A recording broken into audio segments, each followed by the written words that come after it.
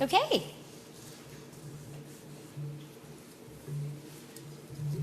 Well, good afternoon, everyone. I'd like to acknowledge the Lekwungen-speaking peoples on whose traditional territories we're gathered here today, the Songhees, the Esquimaux, and the Wasanich peoples whose historic relationships with the land continue to this day.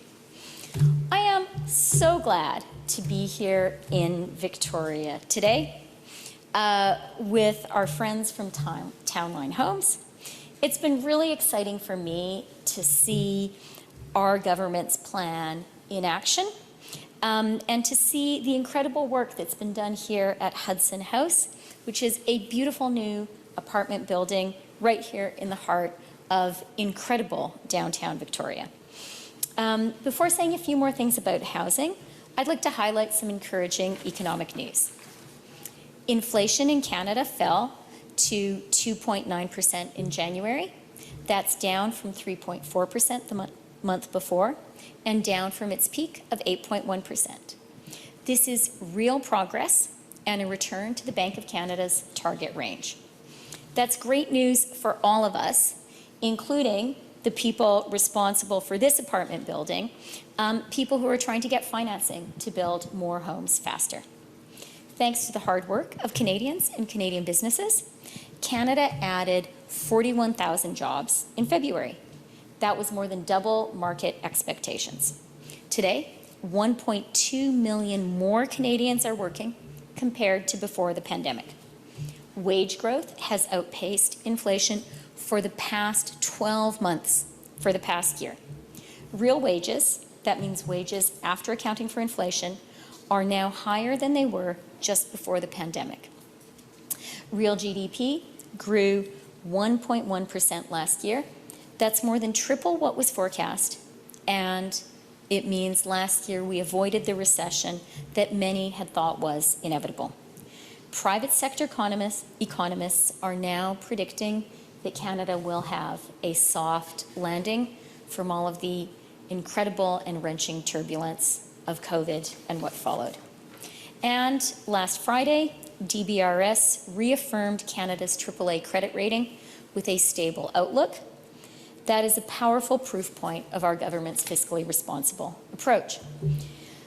All of this is progress, but we all know that so many Canadians, so many people here in BC are still struggling to make ends meet.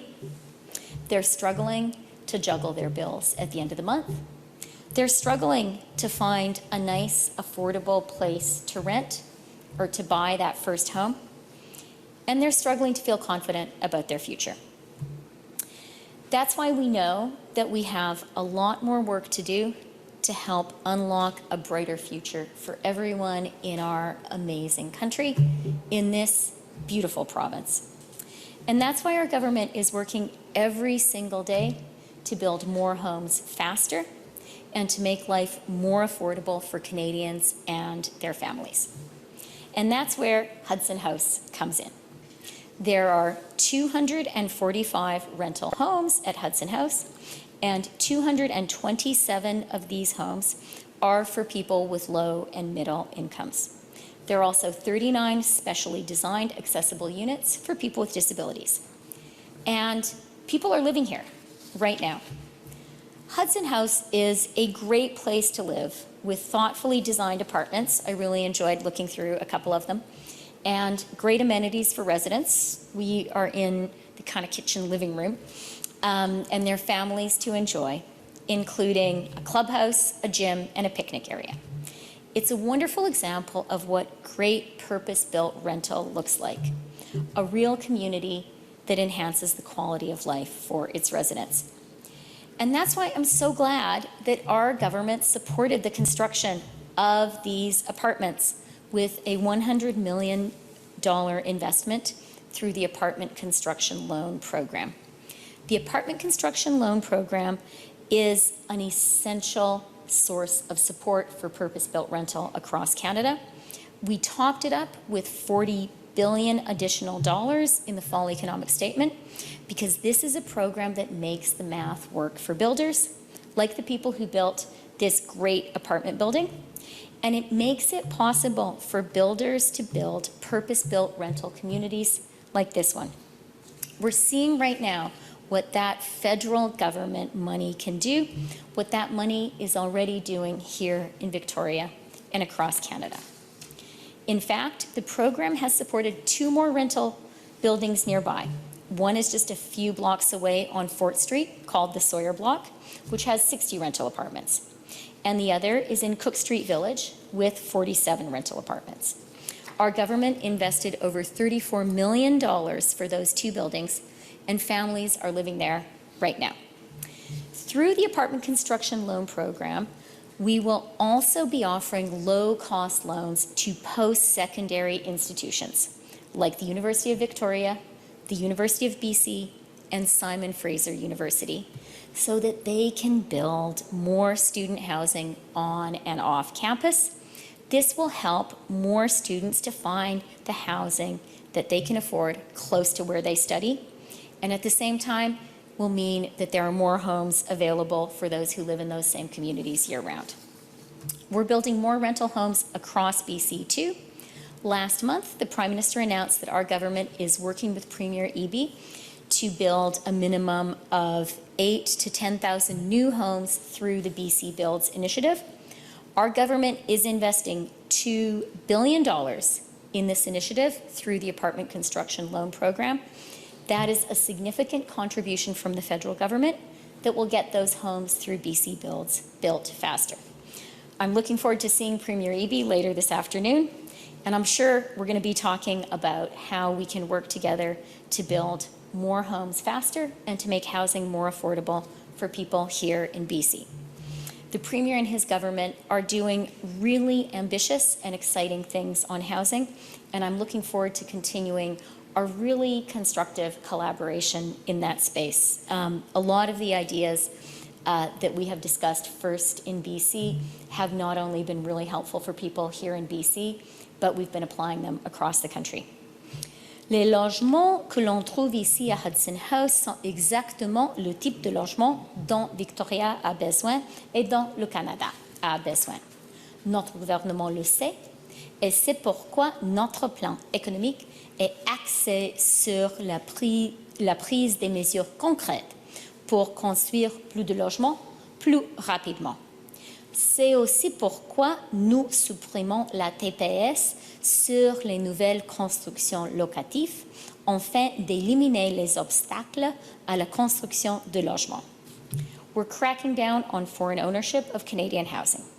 We're cracking down on short-term rentals, which have been keeping tens of thousands of homes off the market, particularly in cities like Victoria and Vancouver, where the housing challenge is most acute. And we've signed a number of agreements with municipalities across the country through the Housing Accelerator Fund, including with the City of Victoria, the City of Campbell River, and the Town of Comox. These agreements will help cut red tape and increase Canada's housing supply. The Housing Accelerator Fund deals that we have done with BC municipalities alone will lead to the construction of nearly 120,000 new homes here in BC. That is moving the dial significantly, and I really want to thank the leaders of municipalities across BC that have been working so constructively with our government to make that happen. Here on the island, through the Housing Accelerator Fund agreements alone, more than 900 new homes will be fast-tracked over the next 3 years, and more than 16,000 over the next decade. This is a real win for people across the island. Our government is working hard every day to deliver for the people of Victoria, for the people of BC, and for Canadians from coast to coast to coast.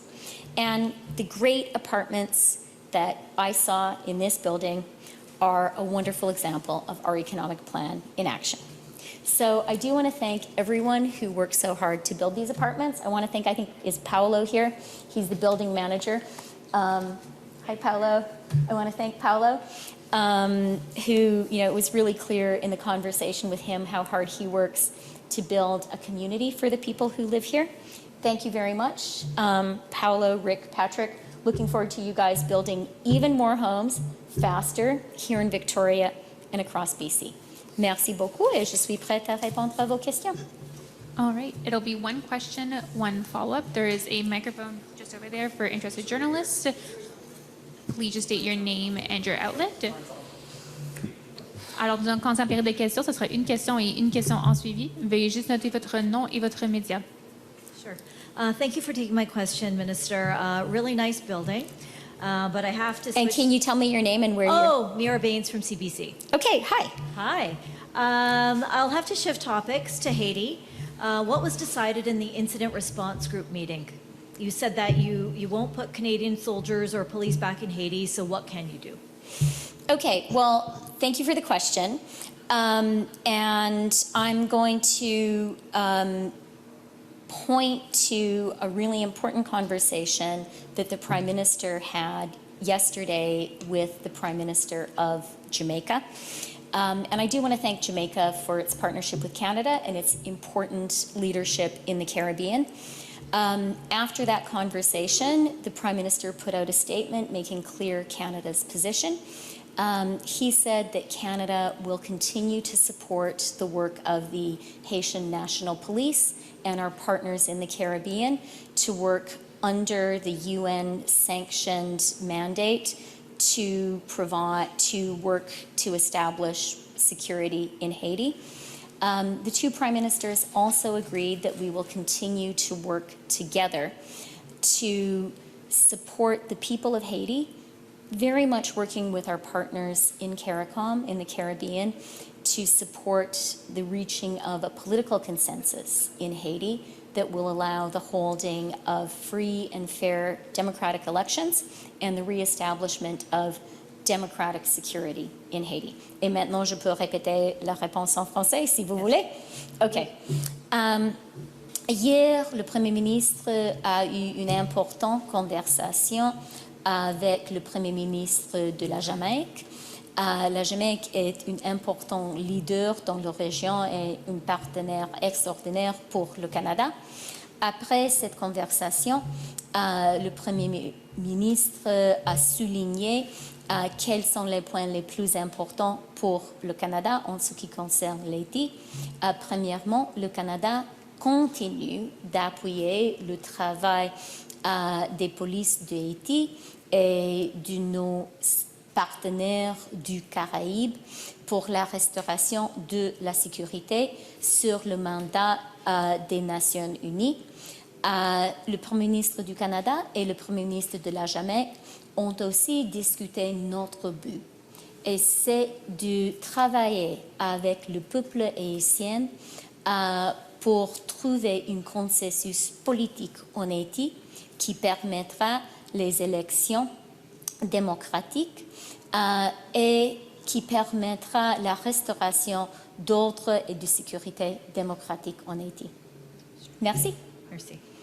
On the budget, with the federal budget just over a month away, the NDP are outlining their demands as part of the Supply and Confidence Agreement. What kind of impact will this have on your budget? Thanks for the question. We have a very clear written supply and confidence agreement with the NDP.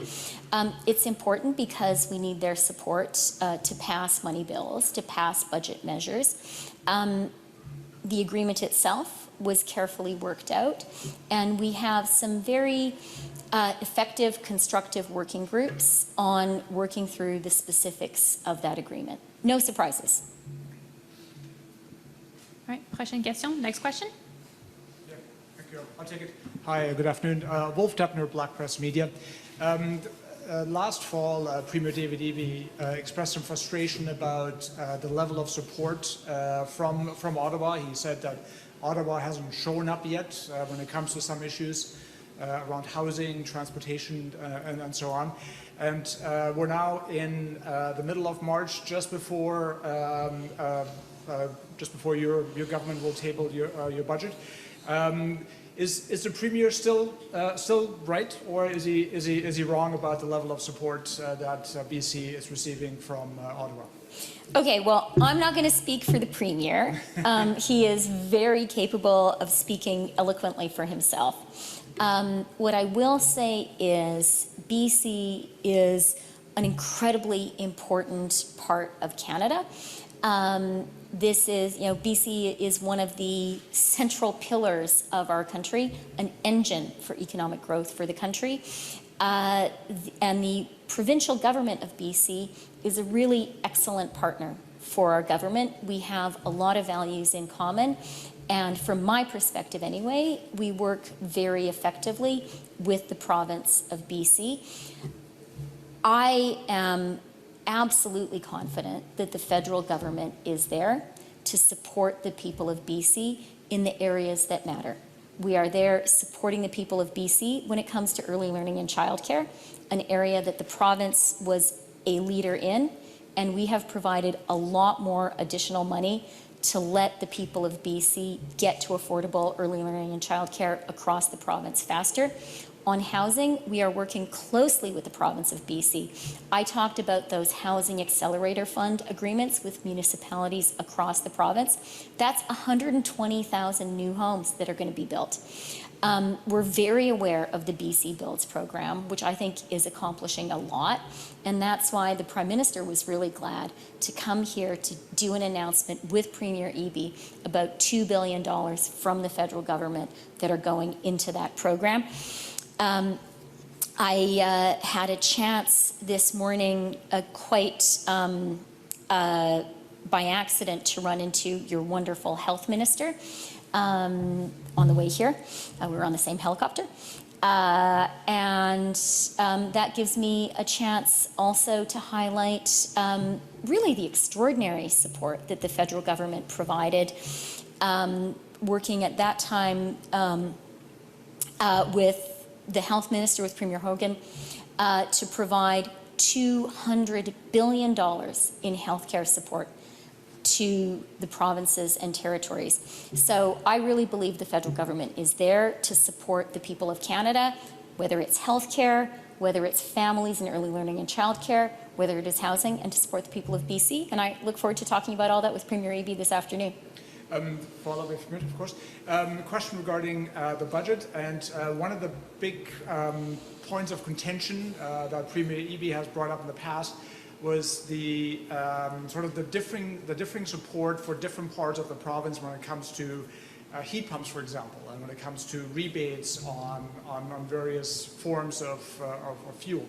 And this was certainly an issue that came up in the fall.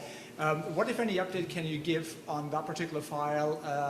Will BC receive the type of financial support that, for example, Atlantic Canada received or was announced back in the fall? Can you sort of comment on that aspect, and what, if any, additional goodies might you be able to sort of hint here when it comes to the federal budget? Thank you. Okay, well, thank you for the question. And I haven't had my meeting with Premier Eby yet. I am genuinely looking forward to it. We have a really constructive relationship with the province of BC, and in addition to working on specific things that the province may want and need, I find conversations with the leadership of this province, whether it's with Premier Eby, with Katrina, your finance minister, to just be generally useful for me in terms of thinking about what are the policies that Canadians need today. I think BC is a real leader, and I'm happy to learn from the BC experience. But I haven't talked to the Premier yet, so I don't know what is going to be at the top of his agenda. What I can say is what's at the top of the federal government's agenda when it comes to this budget is housing, housing, housing. I think that is the center of the concerns of so many Canadians. And I would say particularly working hard to unlock the promise of Canada for the younger generation, to be sure that for young Canadians, it is possible to have a good life, maybe to live in a nice apartment like this one, but also if you want to have your own home, that Canada is a place, that BC is a place where if you have a good job, if you work hard, that is achievable as well. We have a lot of work to do to accomplish that, but that's something we really believe in. And again, I'm not going to put words in the Premier's mouth, He is more than capable of speaking for himself, but I do believe that that's a goal that the province shares as well. And I will maybe say also, you know, we are very like-minded with the province when it comes to early learning and childcare. The first deal we did after we announced a national early learning and childcare program was with the province of BC, and that really, I believe, unlocked the program for the rest of Canada. So I'll be happy to hear from BC on what's important for them in that area too. And then finally, you know, you spoke about climate. BC, again, is a national leader when it comes to climate action. I've been with Premier Eby at announcements around the province's clean tech industry. The investment tax credits that we unveiled in the 2023 budget are tremendously supportive for the BC industry in that space. And so I hope to have a chance to talk about that too with the Premier. Thank you. Next question. Prochaine question. Hi, Minister. It's Dirk Meisner. I'm a reporter with the Canadian Press in Victoria here. Yeah, hi, Dirk. Hi. So touching a bit more on what Wolf asked, when you go into this meeting with the Premier Eby later today, what are things that you want to bring to this meeting that you want to talk about in the conversation with him? Well, nothing sort of secret or surprising, and nothing different from what I've talked about here candidly with you and with Canadians. I think we really need to work hard as a country to get more homes built faster. I admire many of the actions that BC is taking. A lot of the measures are in provincial jurisdiction. So I look forward to working with the Premier on what more we can do here in BC. And if he gives me some ideas that we can apply to other parts of the country, I will be enthusiastic about that also. I think it is also really important for us to be always thinking about ways to make life affordable for Canadians. And I'm looking forward to having a conversation around that. I think housing is a central part of affordability. And my greatest preoccupation when I take those two issues together is young Canadians. I really want to be sure that kind of rising generation lives in a country where they believe they can have a great place to live, and if they want to buy a house, that they can. So I look forward to talking about that with the Premier. And then what I always discuss with him, what I think should be at the heart of any conversation of leaders in our country, is economic growth and jobs. We all need to be sure that this is a country where there are great, good-paying jobs for Canadians. That's why I started my remarks with the jobs numbers that we got last Friday. That's a really, really important data point. And I think we need to work together, the federal government, provinces, to support an economic plan that's going to create great jobs for Canadians, homes they can afford, a quality of life that they can afford. Pretty basic, hard to accomplish, important to have a federal government and provinces working together. Okay, my follow-up question is, the federal budget's down the road a little ways, but what, are you able to say anything what BC can expect in the federal budget from the federal government? I'm really glad that I'll have the chance to speak to Premier Eby. There is no better person to talk to me about what he would like to see, what the province would like to see for the people of BC. So that's going to be a useful conversation. And beyond that, you know, for me, it's actually pretty simple. It is housing, housing, housing, supply, supply, supply, affordability, a strong economic plan that delivers great jobs, and a real focus on younger Canadians. Next question. Prochaine question. Okay. That concludes today's press conference. Conférence de presse. Merci. Thank you, everybody. Okay, yeah, thanks for coming. And by the way, are you guys all Victoria-based? How lucky you are to live in this amazing city. Wow. I'm originally from Alberta, and I don't know, people here may be old enough to be Margaret Lawrence readers. She has this line in the Diviners about how for prairie people, because her people are Manitobas, for prairie people, the real life version of dying and going to heaven is to move to BC. Whenever I come here, I think of that. No, I've been to Victoria. I've been coming to Victoria since I was 7 years old. Yeah, no, but every time I come here, I'm astonished at how amazing it is. So glad to be here.